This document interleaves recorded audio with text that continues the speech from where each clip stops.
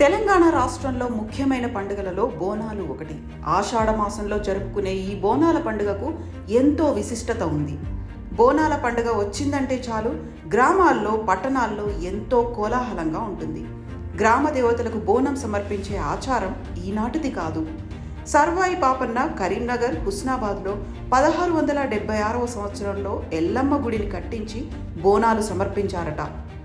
1869వ సంవత్సరంలో భాగ్యనగరంలో ప్లేగ్ వ్యాధి వ్యాపించి వేలాది మంది చనిపోతుంటే అక్కడి వారు గ్రామ దేవతలను పూజలు చేసి బోనం ఎత్తారు. దీంతో ప్లేగ్ వ్యాధి తగ్గిందంటారు. నిజాం ప్రభువుల కాలంలోనూ ఈ పండుగ ఘనంగా జరిగేది.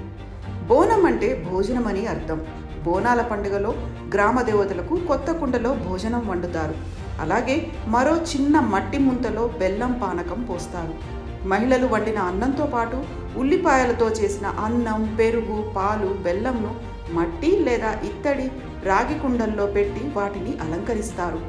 ఆ తరువాత ఆ కుండలపై దివ్య పెట్టి ఆడపడుచులు నెత్తిపై బోనం ఎత్తుకొని ఒక చేతిలో వేప ఆకులు, డప్పు చప్పుళ్లతో పోతరాజులు శివసత్తుల నృత్యాలు చేస్తూ వెళ్లి గ్రామ దేవతలైన పోలేరమ్మ, మారెమ్మ, డొక్కాలమ్మ, ఆంకాలమ్మ, మైసమ్మ, పోచమ్మ, ఎల్లమ్మ, పెద్దమ్మగా పిలిచే గ్రామ దేవతలకు బోనంను, సాకను సమర్పిస్తారు.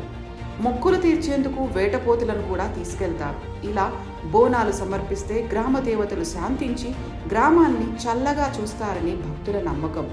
బోనాల వేడుకలు గోల్కొండలోని జగదాంబిక మహంకాళి ఆలయంలో ప్రారంభమై ఆ తర్వాత సికింద్రాబాద్లోని ఉజ్జయిని మహాకాళి ఆలయంలో జరిగి లాల్ దర్వాజాలోని సింహవాహిని మహంకాళి అమ్మవారి సన్నిధిలో ముగుస్తాయి. బోనాల జాతరలో చివరి రోజు ఓ మహిళ వచ్చి మట్టి కుండ మీద నిలబడి భవిష్యవాణి చెబుతుంది. దీన్నే రంగం అంటారు.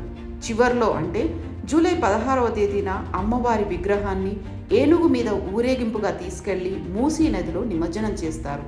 దీంతో బోనాల సంబురాలు ముగుస్తాయి.